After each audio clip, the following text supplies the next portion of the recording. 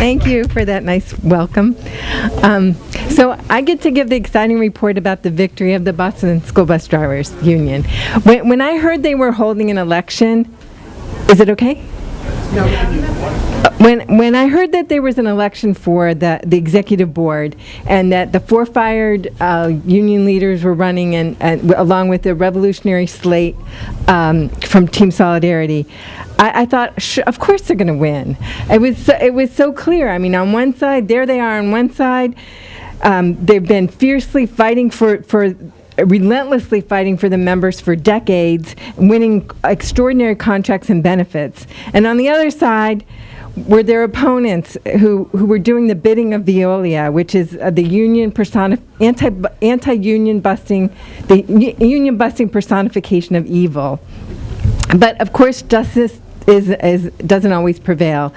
And Veolia used every underhanded tactic that it could think of to destroy Local 8751. And they've been doing it since they took over management of the Boston School Bus Transportation on July 1st, 2013. And prior to the election, there was a small group of opponents that supported Veolia, including the current president, who in the middle of the campaign bowed out, that tried to turn the membership against Team Solidarity's fighting slate. And they bombarded members with the message, don't vote for the people who were fired, they won't do you any good. And in the climax of a year-long bargaining for a new contract, their divisive campaign also included pushing the company's final proposal, which included no amnesty for the fired 4 leaders. And in the campaign's final week, opponents led a barrage of red baiting, vicious lies and attacks on the union's political work. And the day of the election, the company copied, and then their collaborators handed out an article from a Zionist website called Truth Revolt with photos of Kirschbaum and Steve Gillis that linked their support for Palestinian rights with the Boston Marathon bombing. And here it is right here. See, it says leadership of Boston Bus Drivers Union helps lead call for intifada near scene of marathon bombing. And inside it said that that in an effort to gain support for the fight with Veolia, the leaders of USW 875 have taken their dispute too far, past the bounds of decency. So they also, throughout this campaign, election campaign, they attacked Team Solidarity's support for the Black Lives Matter movement, for Mimi Abu-Jamal, for its solidarity with Cuba, and its opposition to every imperialist war from El Salvador and Nicaragua in the 1980s, to Afghanistan, Iraq, and Yemen, and for traveling to Venezuela, Colombia, and Haiti in support of workers and socialist movements in fighting U.S.-sponsored coups and death squads. But Steve Kirschbaum and Steve Gillis, they're very well-known socialists, have been very outspoken socialists for decades, and the rest of the revolutionary candidates had the backing of the membership, which is 850-strong membership, largely Haitian, Cape Verdean, and African-American. And on April 30th, in the largest voter turnout in the history of the local, they elected the entire ticket by a landslide of 3-1. Yeah. Andre Francois was elected president. Steve Kirschbaum was elected vice president. Steve Gillis was elected financial secretary. And George Murchison was elected to the grievance committee. And the entire slate of everyone is in Workers' World. And just to give you a sense of what the numbers were, hold on. Gary Oh, Gary? Oh my gosh, I'm sorry. I knew it was Gary. I don't know why I wrote that. So Andre, he won by 528 votes, and his opponents, he had 3. One got 3 votes, one got 11, and one got 170. Steve Kirschbaum got 561 votes, and his opponent got 147. Steve Gillis got 533 votes, and his opponent got 177. And yeah, so you can see it was an absolute landslide.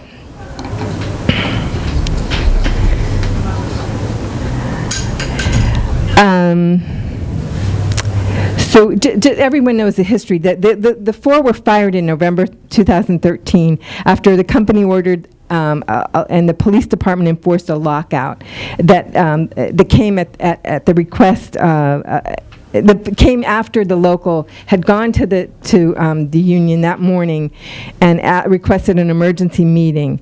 And there'd been a fight going on with the union over wage theft, its refusal to honor the driver's longstanding contract, and its illegal demand that these veteran drivers, many who'd been driving for like 40 years, to file new hire applications. So the vote for this slate is a barometer of Local 8751's general class consciousness. And in describing the election, Steve Gillis said that he tried to think of another example in recent or past U.S. history of something like this. And he said that without comparing the historical importance, the election is in a small way like socialist labor leader Eugene Debs getting 1 million votes for U.S. president while he was in jail for opposing World War I. And the election and the class consciousness of the members came about as a result of the very militant, uncompromising, spirited fight against Veolia, the Boston Public Schools, and the mayor. And it has been still instilled over the last 4 decades as the leadership has battled for the members and stood in solidarity with every movement for justice since its formation in the 1970s, when it was on the front lines opposing school segregation and defending students of color from years of violent racist attack. Since the leaders were fired, Team Solidarity has held nearly weekly picket lines, 7 Solidarity Day rallies that turned out thousands of union and community supporters.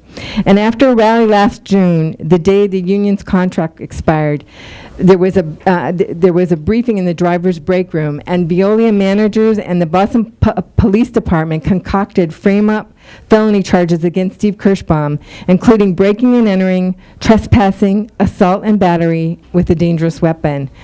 And as everyone here knows, there was an 8-month fight that Team Solidarity led, mobilizing for him and holding pack the court rallies, national call-in days to the district court, district attorney and mayor, and weekly bus yard rallies. And the defense team exposed the absurdity and political motivation of these charges against Steve in a 3-day trial. And on March 5th, a jury returned a unanimous verdict to acquit him after only 10 minutes of deliberation. Yeah. The current victory has brought a tremendous surge of power to the fight against Veolia and its austerity sponsors, and the Team Solidarity has moved from being an opposition faction within the local to becoming the governing body elect, and with a clear mandate to carry forward its militant fight back program. The union's now intensifying its battle to get the 4 leaders reinstated. Thousands of leaflets have been distributed throughout Boston asking people to call Mayor Walsh and demand that he order Veolia to reinstate the 4. And the mayor's vendor contract with the company actually gives him the sole authority to settle grievances, and he can order the immediate reinstatement with back pay. So Steve told me that the calls have been coming in. That's really the most important thing for us to do right now. Several members of FIST have been making calls from Philadelphia, North Carolina, West Virginia, Detroit. I might be leaving a city out, but it's been super important. And Steve said that keep the calls to Walsh going. Word from labor bigwigs is that there is some panic in the mayor's office regarding the calls and our momentum. So also, and another development, today, Team Solidarity was refreshing its collaboration with the steelworker staff and attorney, and it has successfully beat back an attempt by Walsh and Veolia collaborationists at contract negotiations to force a ratification without amnesty for the 4. So that's all great. This has been a huge surge of moving forward, and so their phone numbers are in the article on the Workers' World. I think they are. And so if people can just keep calling on that, it's incredibly helpful. In addition to demanding that rehiring of the leaders, the locals now intensifying activities to unite with the communities against the Boston School Boston Public Schools' massive budget cutting campaign and raised demands for equal quality education for the predominantly students of color within the school system. The mayor's appointed school committee has voted austerity that calls for closing schools, further privatization through charter school expansion, cutting back summer programs for at-risk youth, and nutritional offerings system-wide, kicking middle school students off school buses, as well as reducing union staff and services throughout the entire system. Milton Einberg, a decades-long steelworker and a Teamster retiree and a founding member of Workers' World, summed up the significance of the election in the article in the paper this week, and I'll just quote a little bit of what he said. Local 875's 5-1's fight against Veolia and Boston's power structure is part of a growing, increasingly active, broadening labor movement, such as the national strikes by low-wage workers from Walmart to McDonald's, demanding $15 in a union. Veolia is one of these global giants whose primary business tactics specialize in union busting as essential to its drive to lower workers' pay, to increase corporate profits and stockholder dividends, which for the 1% now dwarf many nations' economies. The results are everywhere. War and the unions and service cutbacks and rate hikes for the public. Local 875's historic electoral sweep for Team Solidarity is a mandate for social unionism and points to the promising potential for waging a successful workers' counteroffensive. It's time for all to step up to their defense and win a victory for all.